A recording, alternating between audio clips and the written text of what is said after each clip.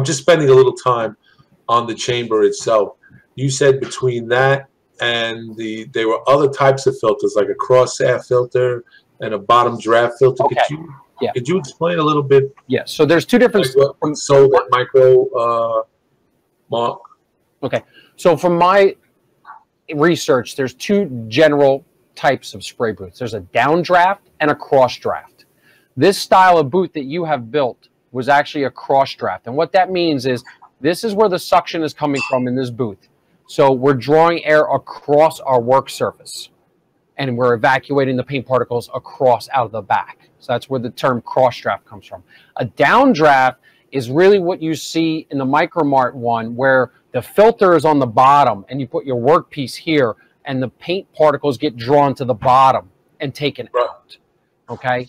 I don't know. I've never used a bottom draft, but my personal thinking is that if you look at that, I got my work surface on a filter. Like, you know, this isn't very stable. And, you know, all I can think of is being on a downdraft is that it's like rocking around. So that's why I really wanted to go with a cross draft. Okay. So now we're down to 15 pounds.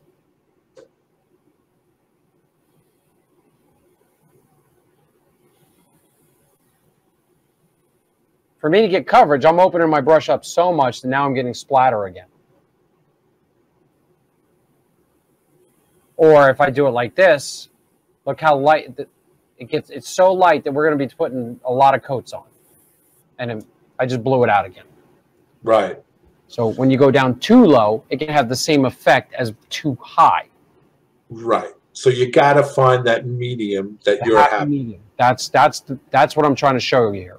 Right. AJ of our projects, I want to get in here and test it. This was a brand new out of the box Atlas unit, never been touched.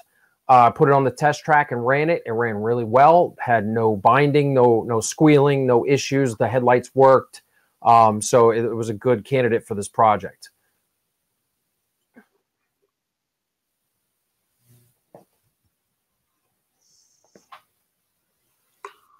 So the first thing we're going to do is we're going to get in here. We're going to start disassembling the unit. We will take the shell off and get into the internals.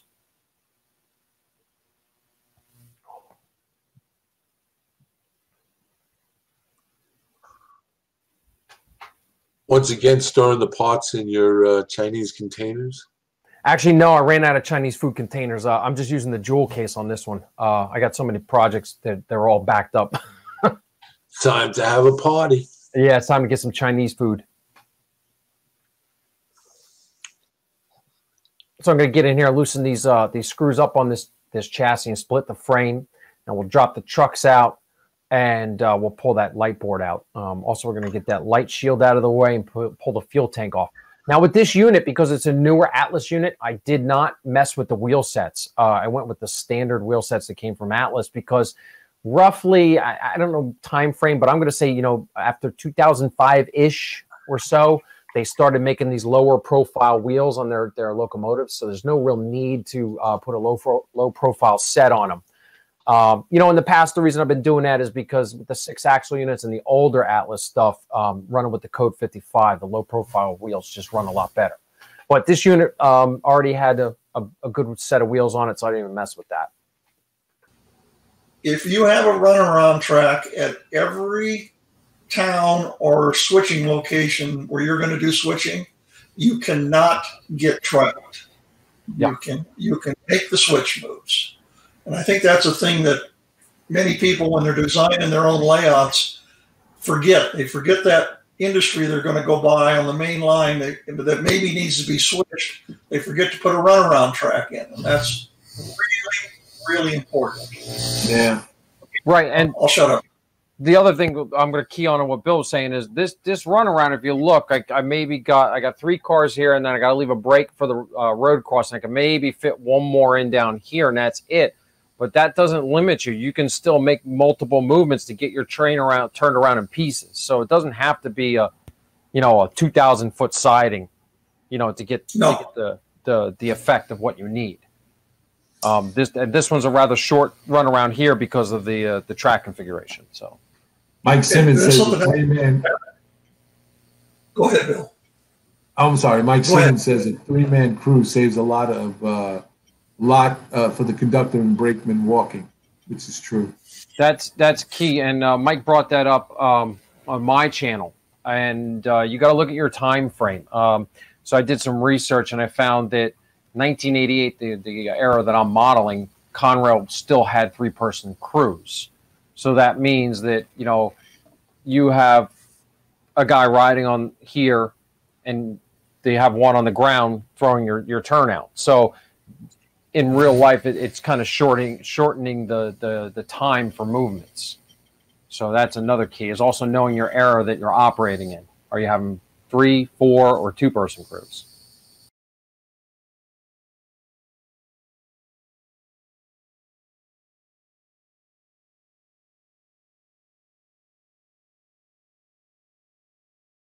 Roger that.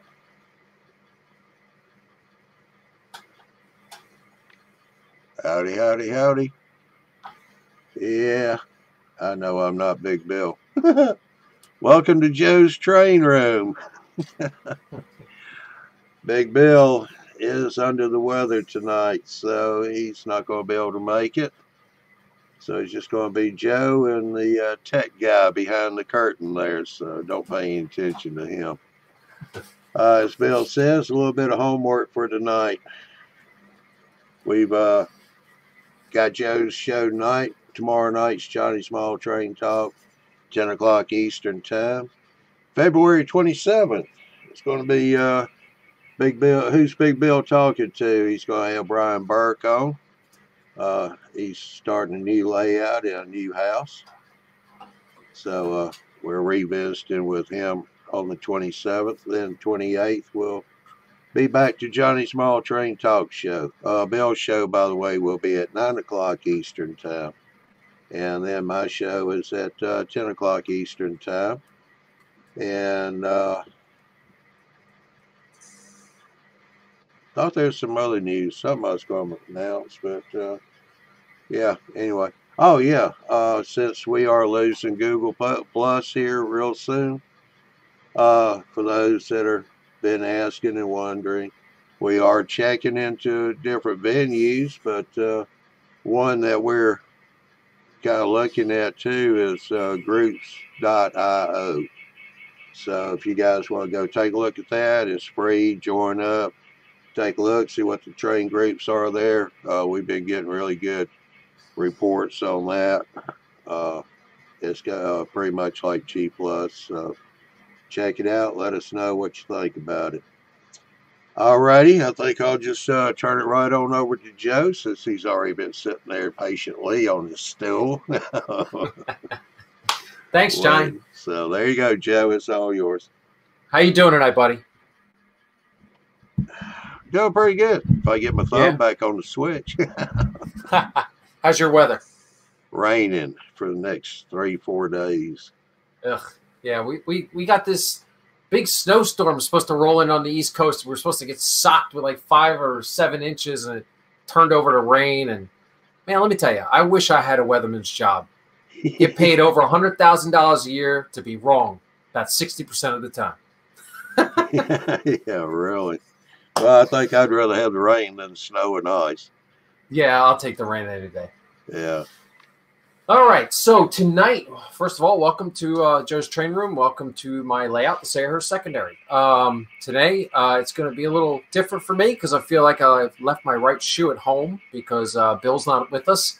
But we're going to persevere, and the show must go on. So tonight, what I have planned for you is I want to go over engine terminal operations and how they could augment your operation session.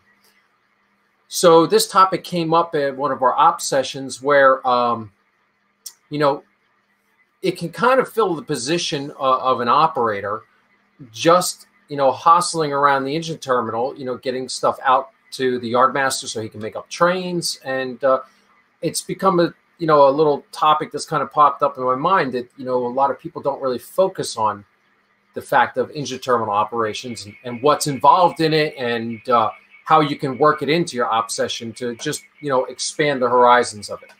So one of the books that I want to point out this book I have on my library. It's done by Model Railroader. It's the Model Railroader's Guide to Locomotive Servicing Terminals. It's by Marty McGurk. Right there. So Marty McGurk. Yep. Good book. It's got a lot of good information on it, just to give you a basic understanding of what is involved in an engine terminal. So what are engine terminals? You know, it's going to be somewhere on a division or the division point that when trains terminate or originate, they have a pool of motive power there that are ready for use on the trains. So and then a lot of other functions go on at the engine terminal. You know, you got sanding operations, you got fueling operations, light maintenance, heavy maintenance, in the steam era, watering, dumping of ash, you know, all kinds of stuff. So, you know, keeping that in mind, that can, you know, keep an operator tied up for, you know, the whole session, moving trains around the service facility. So what we'll do is I'll swing the camera around and I'll just give you a tour of my facility, and we'll talk about it, and I'll demonstrate some of the movements and all that stuff. And as we go along, have any questions, just fire them out, and we'll go off from there. Do-si-do, you got it.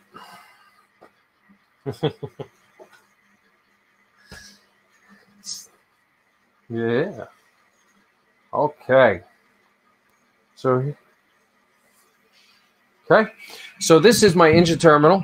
This is South Amboy Engine Facility. It's actually modeled after the prototype in South Amboy. And a couple things used to happen here. Back in the steam era, what would happen was steam locomotives would run up from Bayhead, New Jersey on the coast, north. We call it the North Jersey coastline now, but they called it the New York and Long Branch back in the steam era. And steam engines would have to terminate here and drop off so that they could put electrified locomotives to go into New York City.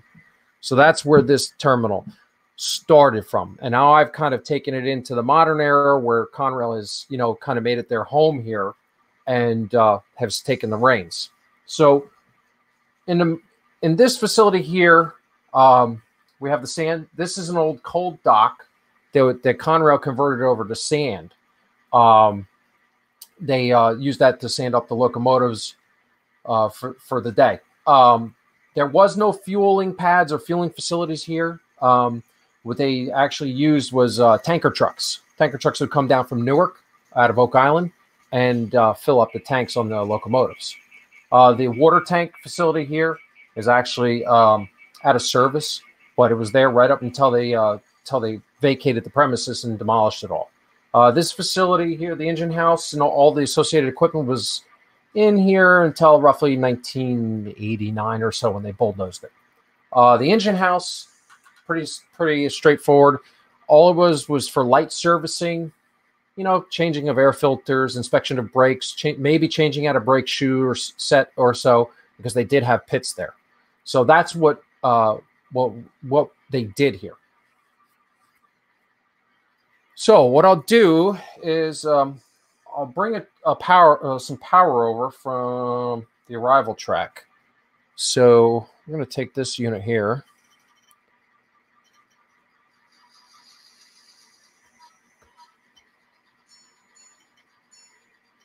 So I'll run this. So what would generally happen is the power would be cut off over here on the arrival departure track, and then we'd run it into the yard, because we're going to use the yard to cut through to get to the service facility.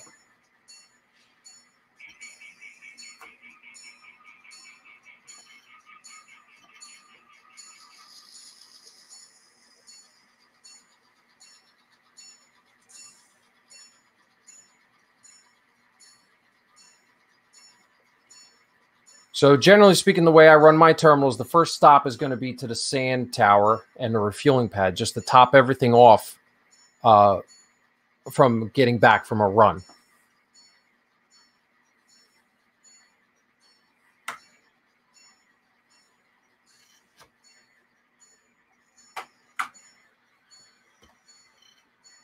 Oh, did I run that off camera?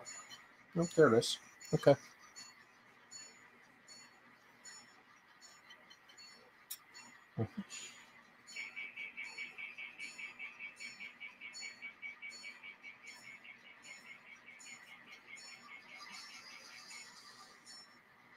So generally speaking, the way that I run it is that the road crew will bring the locomotive into the house like this. And once they get to their first stop, they'll go off duty, leave the locomotive for the hostler. Now, what is the hostler? The hostler is the mechanic that works in the house that's qualified as an engineer, or it may be an engineer who's working in the house. It's all dependent upon your railroad. And so then our crew is going to turn it over to the hostler, and the hostler is going to start making the movements from here. So first stop's going to be over to our sand tower. We're going to top off the sand boxes, and I'm a little too far. I got to back it up a little bit. Right about there. So they're going to top off the sand boxes. Generally speaking, most sand boxes are here, and I think they have a sand filler in the back too. They may not need very much sand. It all depends on what kind of run they had. So once we're done with the sand, you're going to move forward past the red building where we're going to top off the tanks. Okay. So that'll take some time. Now what we need to do is we need to make sure, because let's say that this locomotive has to get its inspection card complete. We have to do some work. I don't know, the headlight burnt out or something. So we're going to take it over to the house, and I got an open bay over in here. So we're going to take it there next. So then once we're done with our fueling, what we'll do is we'll take it out.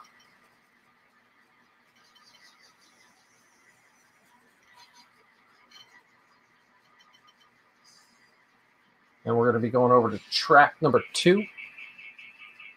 So I got to go all the way back out.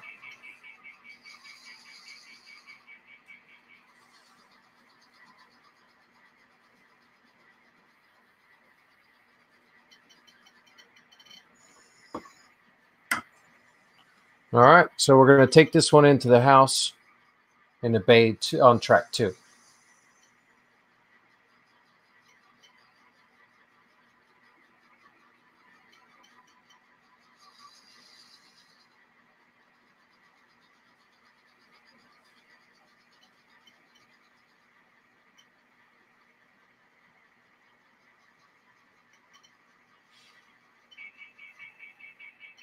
Oh, I don't think I got to clean the rails there, guys.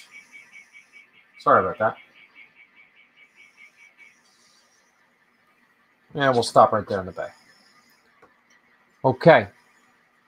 So, do I have anything ready to come out? So once the work's done in the bays, what we need to do is we need to get it over to the ready track. So once all your ready tracks, this is where all of our locomotives are staged to go to the to work. So what we'll do is I think I'll grab 33. I gotta dump that out. Hold on one second. I gotta do something with some Digitrax stuff here. All right. All right. So we're gonna take this locomotive.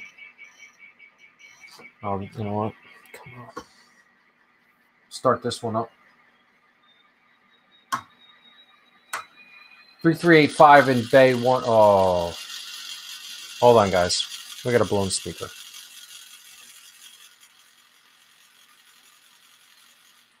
All right, let's see what we're looking for. All right, there we go. All right, so 3385, they're ready. Ooh. 3385.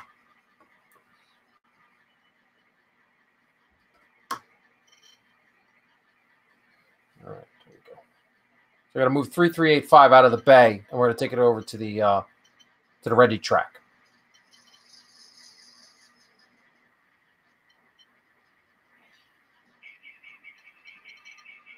Did I post it? I posted it on the Instagram. I don't know if it went over to my Facebook page or not.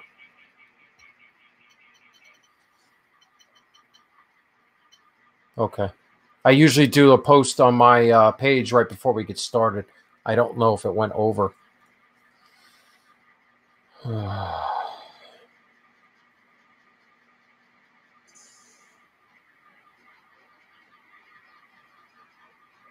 Yeah. I noticed that this afternoon, and I forgot about it when I started up. All right, so 3385 is now over on the ready track and ready to go into service, with the exception of the bad speaker.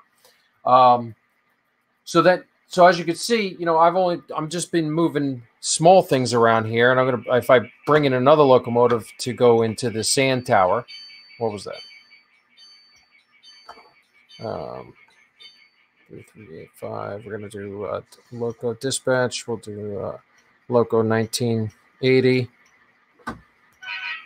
All right. Well, we're gonna bring in our next unit to go to the house.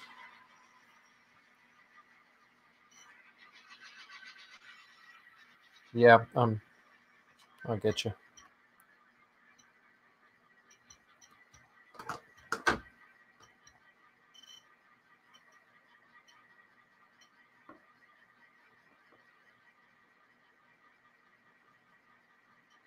There we go.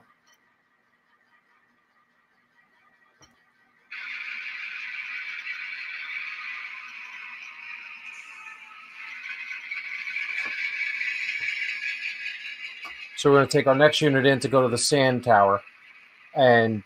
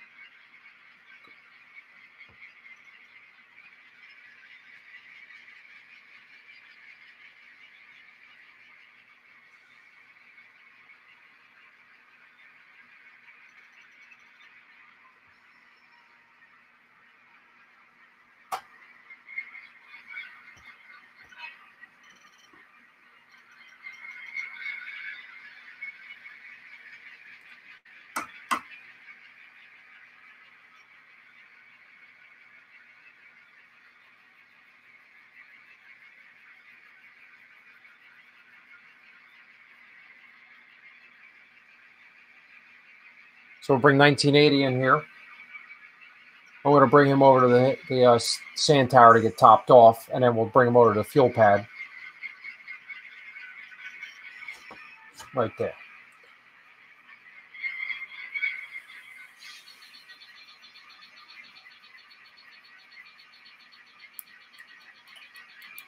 So, the other thing that I ran into during the op session was I built this really nice engine house. Well, actually, it started with when I had the engine house mocked up with foam core.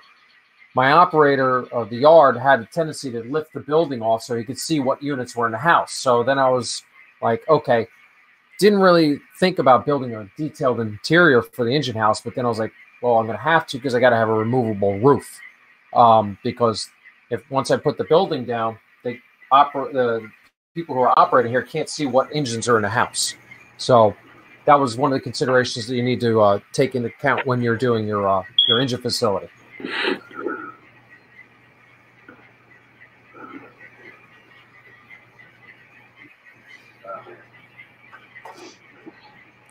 Okay. Got a comment here from Sparky. I do like the yard. The scenery between the ladder tracks is well done. Thank you, sir. And Jaffa Hayes said, well, I could say that Joe doesn't do anything by halves. No, I'm full speed ahead. All right. So now what's really nice about this is we're working in the yard, and you're going to see we got the coal train coming right through. So everything is all isolated. You got your main over here, and we can work independently over there. The only thing that's a little different here, to say a larger facility, would be the larger facility wouldn't be attached to the yard here. So what happens is when we're doing if we're bringing engines down out of the house, the yard crew has to stop on the front over here because we need to get, one of us has to get by. So that's another consideration when you're designing your layout is, do you want to have it independent, or because if you look at a lot of the large terminals at Oak Island in New Jersey, their engine facility is totally isolated from the yard, so they can move motor power around without interrupting yard operations. So that's another thing to consider. And, you know, it all comes down to space. How much space do you really have in your basement? So unfortunately, this was the best solution for the space that I had. Yeah, I was going to ask you what that track was to the left. You kept running up the ladder, so. This is the scale track.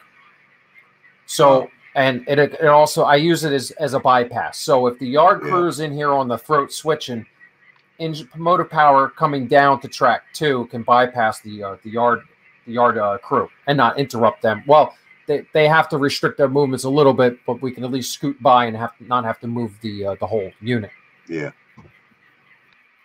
So now what will happen is, let's say we have a train ready to go, and 3385 is going to get assigned right off the bat because they're in the front. Otherwise, I mean, if you want to get real tricky, I mean, for the purpose of this show tonight, I'm not going to get crazy, but, you know, if you wanted to get tricky, you would want to say, hey, 2808 is in the back. We want that unit to go out first. So that's just going to put more work on your hostler, who's going to have to move stuff around. And, you know, it can aid in operations and for your session. Because we could tie an operator down here for 4 hours. As long as there's trains going in and out of the yard, he's got work to do. So 3385 is getting assigned to a job. So we're going to go ahead and move him out.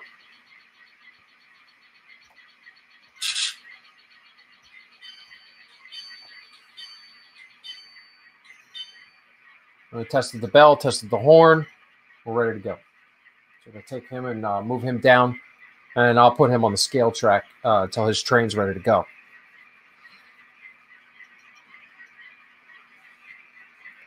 So now let's talk about the steam era. Now, I'm going to tread lightly here because I'm not a big steam guy. I mean, I know about it and all that, but I'm sure there's people out there probably like Andy Crawford. He's more in tune to the operations. But generally speaking, what would happen is when a steam locomotive will come in, the first thing they're going to do is they're going to hit the water columns here, because you know their tanks are probably low, so they're going to hit it there. They're judging from historical aerial shots of this facility. Right around here was an ash pit. Now that all depends on what the locomotive is going to do. Are they being turned to go right back out and go on another run?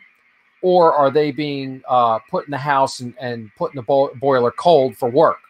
If they're going to put the boiler cold for work, they're going to hit the ash pan and dump out all their ash. Or if the ash pan's overflowing, they're going to do that as well. So you go water, ash, then they would go into here to the coal dock and fill up their tender with coal. And then if they had to do any shop work, they go in the shop. If not, they can bypass the shop and go right over to the ready track. So that's generally speaking how a steam operation in a terminal would go. And then your steam locomotives will sit here on the ready track until they're ready to go for their next run. So the other thing you have to consider, did I line up my turn? No, I didn't. Sorry. The other thing to consider is turning. Do you need to turn your locomotives? And if you do, how are you going to do that? Are you going to use a turntable, or are you going to use a Y, or is it really needed? So in this facility here, turning wasn't really important. Because we're dealing with diesels that can run forward and backwards. However, if the units needed to be turned here in South Amboy, what's not modeled here is there was actually a Y. Pretty much, it was a big. If I canted this out this way more, there was a Y track that came off the ready track and looped back around down to the yard, and that would allow them to turn the units in the right in the vicinity of the engine house. So, if I need to do that though, I've done. As we look way down yonder, over here, I have the Y at Jamesburg, so I can go down to the Y at Jamesburg over there and turn my units, and then run them back the opposite way if I need to. So this is something you need to consider when you're designing your facility as well, is how are you going to turn the units if they need to be turned.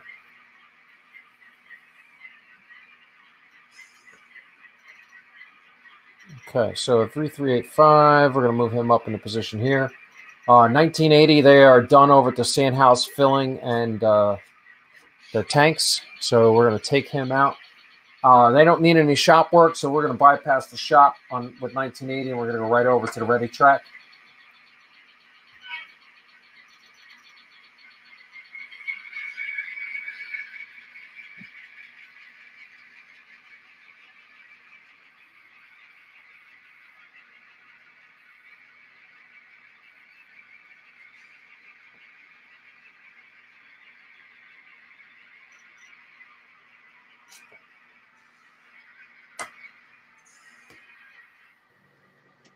Okay.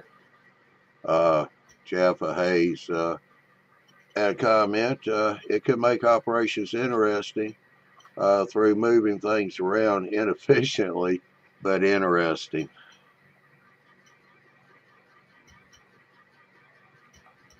Okay. That's when you were bringing the engines out of the ready track. Gotcha. Yeah, if you picked one towards the back. Oh. That's what's going on here. Right. If I picked one towards the back. Okay, I see what you're saying. Yeah, I mean, the only thing is I was trying to think is if your unit just came off the road and got serviced, I don't think they'd want that to go right back out. They probably want it, they don't want to get too many hours running. So that's why I was saying pull one out of the back. The other thing is this facility itself, because of the way that the layout played out, these 4 tracks actually joined together. So I wasn't able to do that in this design, so I just cut it. And that would have made operations that much easier.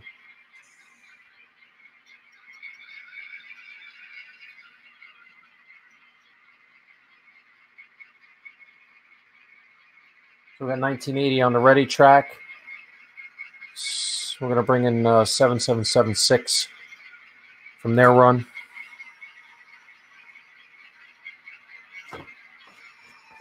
Okay.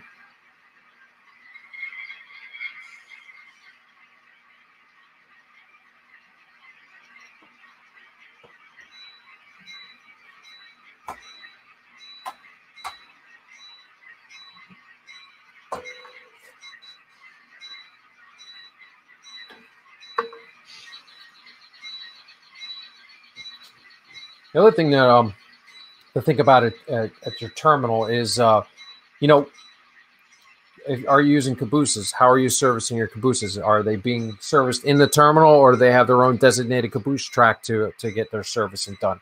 Because, if you are dealing with cabooses in that era, there had to be work done. And now the toilets got to be cleaned and they got to be restocked and all that stuff. So, that's something else totally separate.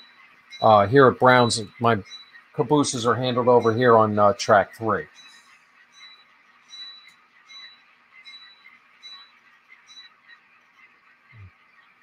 Dead frog. Question. Shoot. All right, we got Maurice here.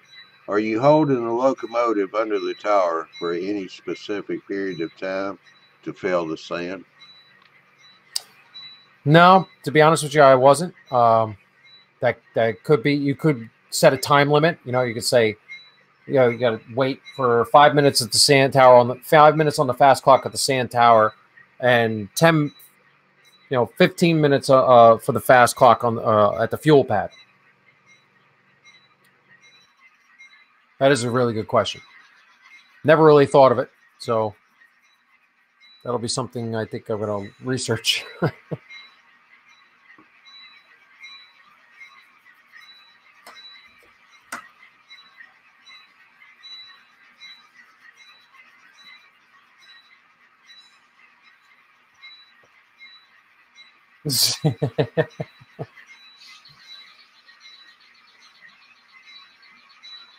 Oh, where'd you get caught? He's got to get.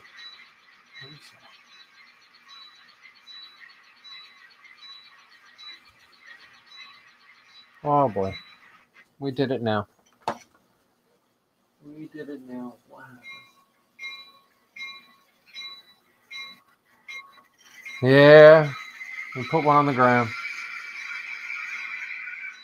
Interesting. You're going right in the shop after this play.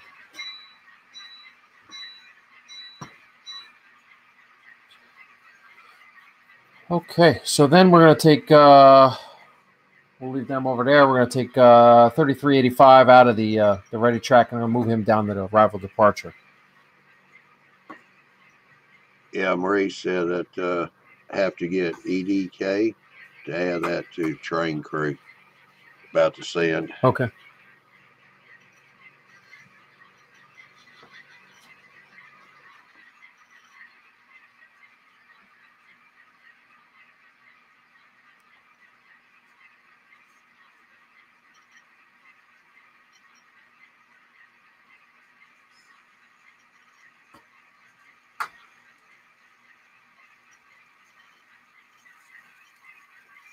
Okay.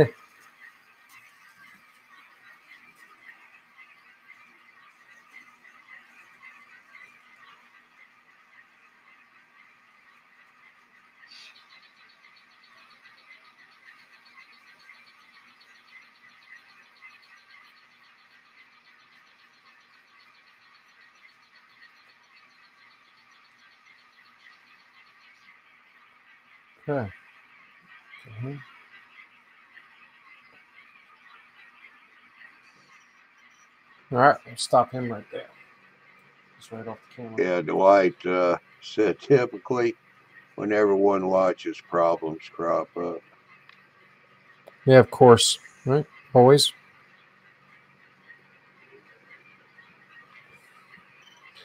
All right. Tell you what, Corn Country Rails had a question here. Said, Joe, maybe you already covered this, but do you have power assignments for certain trains or length of trains? Generally speaking, under 10 cars gets one, or under 5 cars gets one 4-axle locomotive. And then over 5 cars gets 2 4-axle locomotives. That's the general standing rule here on the layout. Yeah, Marie. 6-axle. Oh, go ahead. Go ahead. No, go ahead. I was just going to say 6-axle is generally reserved for road service. So all my through trains, my transfer trains coming up out of Camden and Oak Island, we're using 6-axle on those. Anything bigger, I mean, I can substitute in for like multiple 4 axles for the through trains. Go with Morris's question. Well, my question is, could you mix a 4 and a 6 together? I can, absolutely. Do you come up with 10? Generally speaking, what I do is, yeah, about 10 or 11. Maurice, does Joe have to go for a P-test now that you put one on the ground? That was mechanical failure. Not operator error.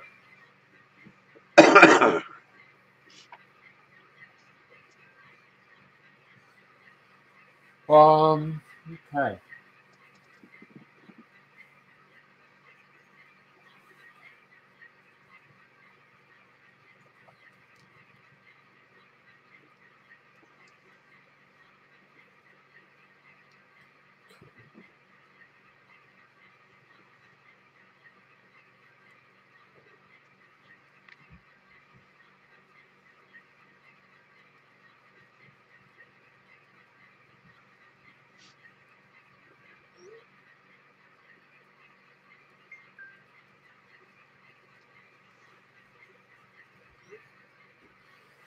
Oh, okay. Let's see, what else? Any other questions out there so far? Not yet. Okay. Sparky said just missing a couple of GP9s in that shot. Yeah. So we went over Steam. We touched upon Steam briefly. Let's talk about different levels of servicing. You know, a shop like this is going to be just doing your light service, so checking the brake shoes, air filters, that kind of stuff. Any kind of electrical problems like headlights out or number boards out or anything in the cab related. When you get to your larger service facilities, that's where you're going to be having your overhauls done, your 120-day overhauls, the heavy stuff. That would be not of this caliber for this shop. And the same goes for steam as well. You have to consider, what is your terminal's job going to be? Are we doing heavy overhauls here, or are we just doing light work to get it turned and back out on the road?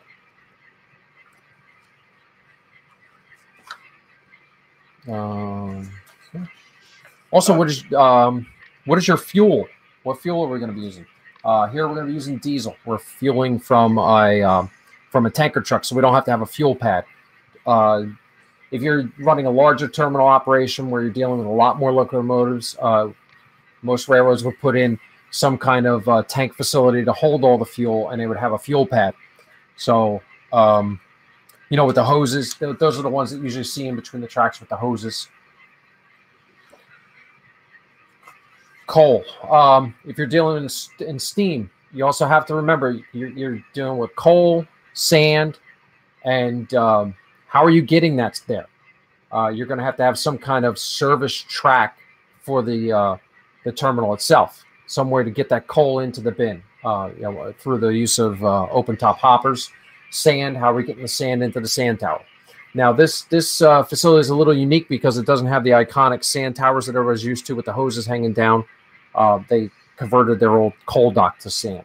So yeah, then you had to empty this ash pit too. Correct. Yeah, another service is removing the dirty ash. Yeah. So you'd have that on your service track as well. Dwight was asking, do you run extra boosters on your layout, or are you just using one main power unit? Oh no, I have 5 power districts. The staging yard has one power district. The lower level's another. Now these the main boosters? Line. Yeah, I'm running one DCS 100, and then I got I got one DB 220, which is that new one from Digitrax that gives you 2 power districts off the one booster, and then I have an older DB 150, which gives me 1 power district. So pretty much the boundaries is the engine terminal is 1 district, the yard is another district. So that's what we're dealing with here on this layout.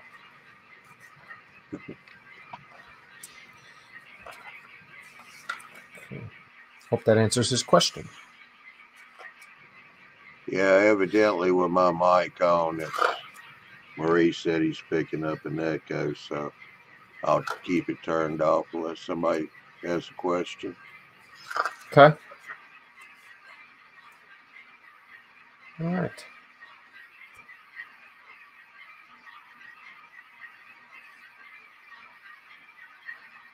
Correct. So what happens here is when the crew calls in, the service road back here, generally speaking, the parking lot is over here by the ready track, behind the building. You can't see it. So that's how Conrail operated this facility. There were so if you're running a facility, you also have to take into consideration how's your crew going to get there, where are they going to park.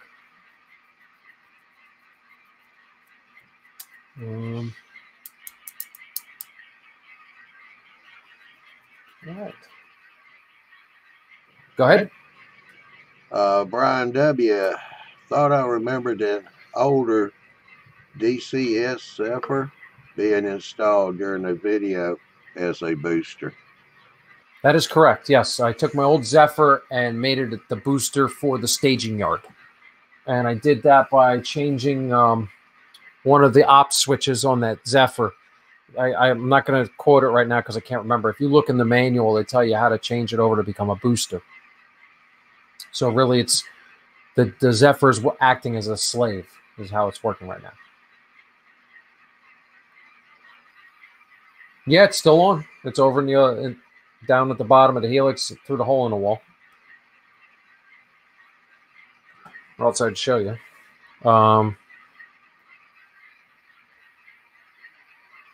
Yeah. Here we go.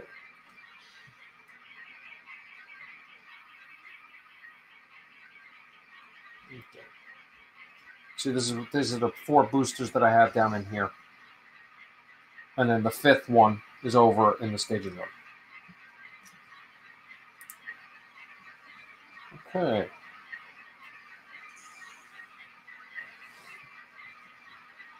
That's about it. That's all I've really got.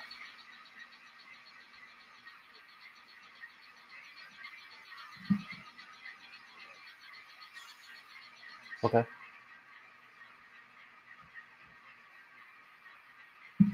Yeah, you know what? Give me a sec here. Let me, since everybody's asking about it, I'll show the way the setup is. What I'm going to do is this. Hold on for the ride, everyone.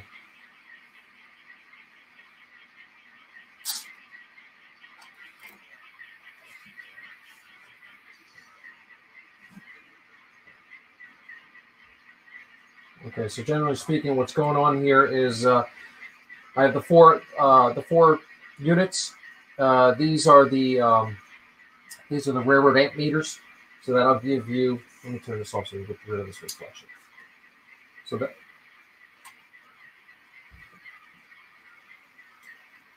Ask me, you shall receive. Okay. So what happens is this is the railroad amp meters that gives you your voltage and your amperage on each district, and I have 4 of them.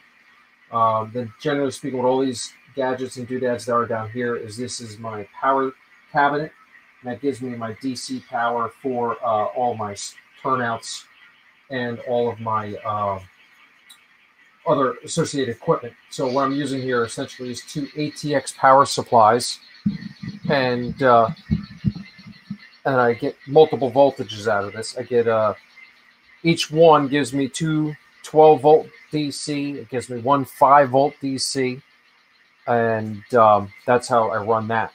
So I have 2 here. So then what happens is, with all that power, 1 SA and 2 SB, these are my for my panels.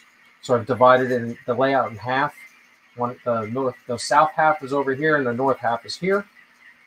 And then 2 SA and 2 SB is for all of my LED lights, my building lights, and that's on a separate circuit. And I get my voltage meter here. It tells me what volt we're running out, and it tells me how many amps we're drawing on each circuit. Then I have these here. They control each circuit, so I can isolate each one without shutting down the whole layout. And then the one thing that I don't have here, I don't know if you can see it, right back in here underneath, I can't get the camera any lower, is a little thermometer that tells me what the temperature is inside the cabinet when the door is closed, because over here what I have turned off right now is a big cooling fan. So there's a big cooling fan on the side of the cabinet that blows cool air in to keep everything nice and cool. So, but what I do generally speaking, what I do is I got a little kill switch here. It's pretty neat. You would appreciate it, John. It looks like a nitrous oxide boost switch. It's got the red cover on it. So I can kill that fan noise, so when we're videotaping, we don't have to listen to that. And then down here, these are just for future expansion. I haven't gotten to do anything with those yet. Actually, what I want to get is an ambient sound system that's going to be controlled down here in this cabinet. But that's still a little ways away. Sorry, everyone. I didn't.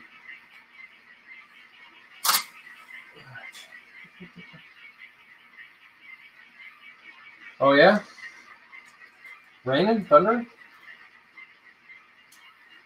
We're not going to lose you, are you? Yeah, it's been years before since we really had a lot of thunder right here, but we're getting it tonight. Oh, boy. Let's see. Oh, okay. Questions, comments? Yeah, Maurice, as with everything on this layout, it looks well thought out. Thank you, Maurice. What was it? You had something in here in the description about a holster? Hostler. Hostler, yeah. Okay, hostler. Holster. Yeah, well, it's been one of them days. All right. Let's see here. Yeah, let's see. Dave, BNSF in scale, semi-retired semi-driver. Can't say his wiring is not neat. Thank you. I try.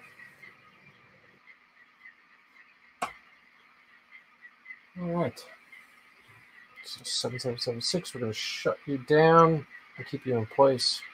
335 dispatch.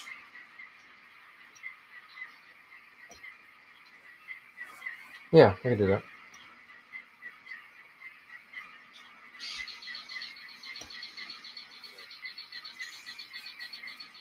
Okay. Whoa. That was a boomer, Johnny. I heard that through my headphones. Woo. You are getting rocked, buddy.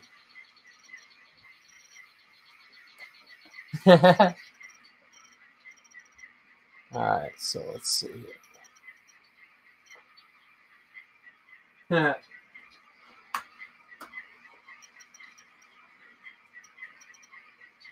All right. Let's see here. I gotta find my cold train.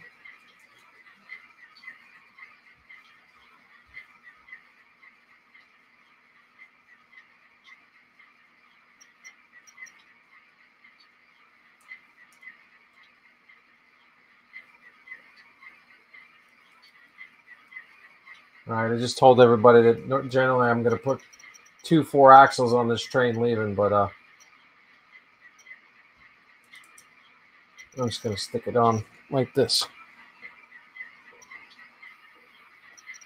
Yeah.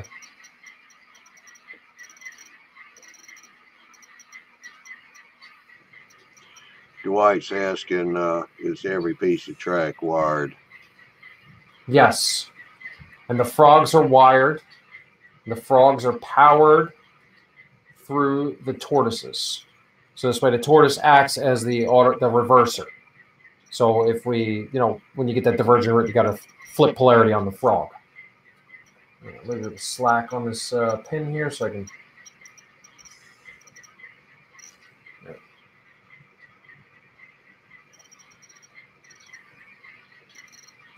All right. Get our yard crew clear.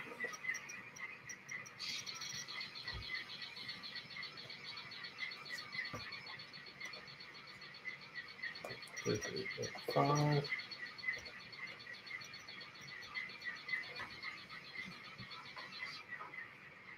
All right. Line up our route. We'll stop our cold train.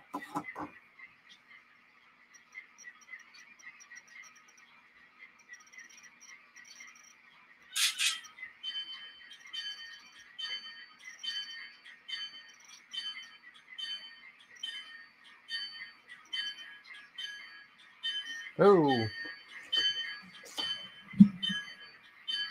Mm-hmm.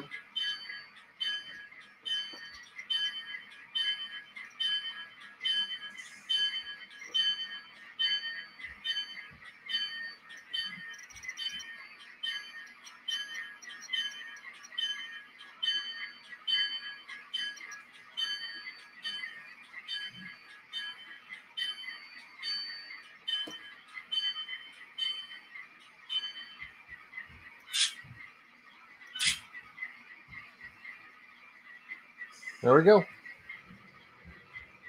All right, Maurice is asking, what is your policy on whether a train gets a caboose? Okay, so I try to follow the prototype as much as possible. Conrail stopped using cabooses in 1984 with the crew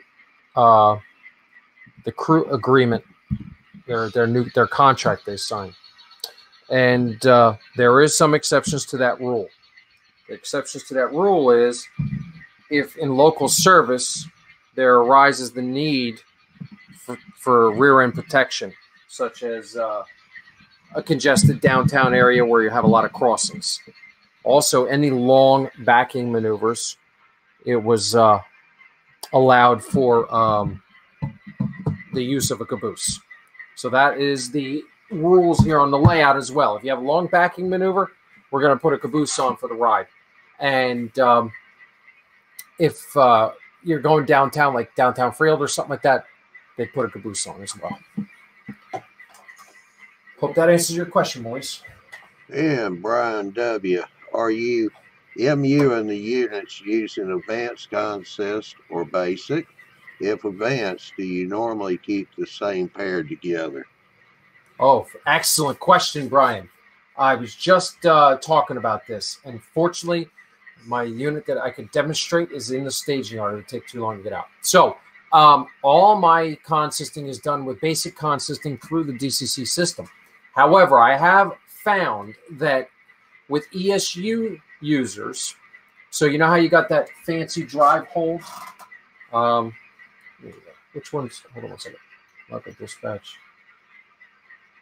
Local 1980.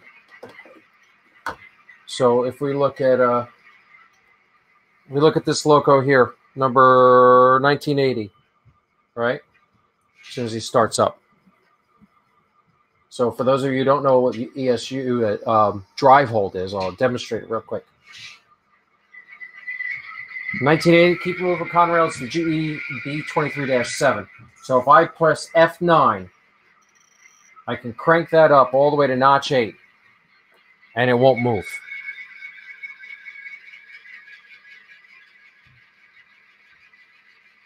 Okay? So I'm going to cut it off now.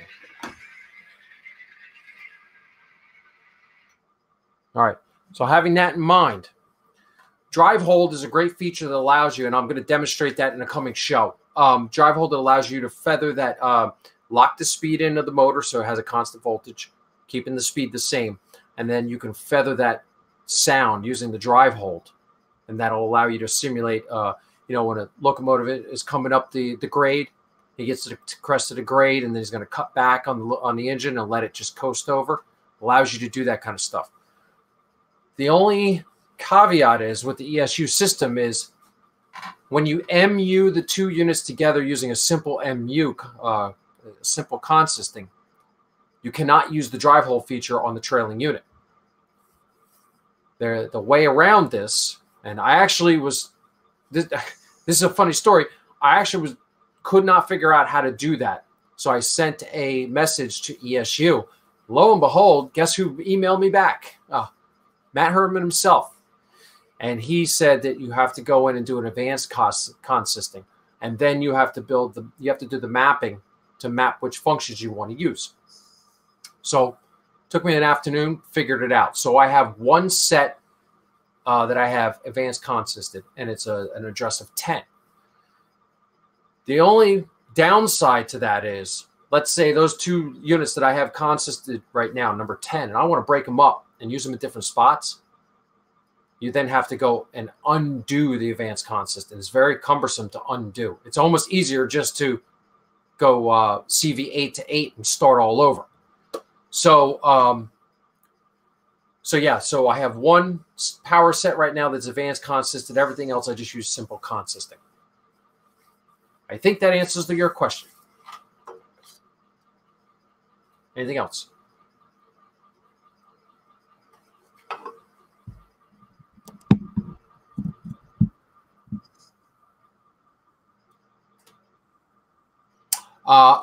Right now, it won't happen. That's because the Y just got installed. I don't know if any of you follow me on my channel. I just put the video out on Friday, and it's not powered yet. So eventually, when it's powered, hopefully maybe within the next month or so, when I get around to other stuff, the whole thing would be the hostler who's running the engine terminal have to clear it with the yard master to run down through the yard to get to that Y and simply just quick run it through the Y and come back. Yeah, Brian said thank you, and yes, it does to about the functions. It helped. Good. Everything I'm seeing here, we're right at an hour. Okay. Might be a minute off, but That's where right. I usually go anyway. Okay. So that's what I wanted to do tonight with everybody, just to kind of bring in this whole operations theme and say, hey, you know what? There is something else we can add to this whole operations ball here and make it a little bigger as we're rolling down the mountain before we crash. We can throw in a hostler at the engine terminal, moving all those locomotives around, different functions for them to do, sanding, fueling, moving them to the house, moving them to the ready track, and then bringing them back out to the cruise. So I think something to really look at. If you got the room, you got the manpower, definitely would be a good spot to start. So with that, that is all we have for tonight. All righty. Well, that's a good show. Got Thanks, a lot sir. done right there. Yep. We serviced what? We got three of them through the house. So that's good. Yeah, I'll have to come by sometime tonight, go joyriding on one of them. There you go.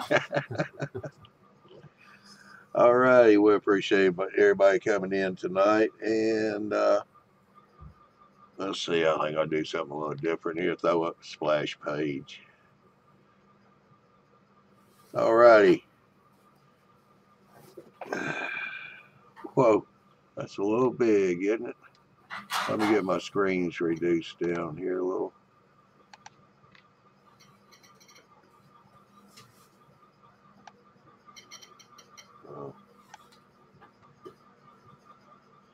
Alrighty, like I said, we're losing G Plus here soon, so we're looking at some sites. We've come across groups.io. If y'all would go take a look at that, see what you think about it. It's free. You'll have to join to be able to get into it, but go check it out, see what you think about it. So far, it's looking like it might be a good, decent replacement for G Plus. We are looking at the others that people have suggested. So, but go look at it. Give us, let us know what you think about it.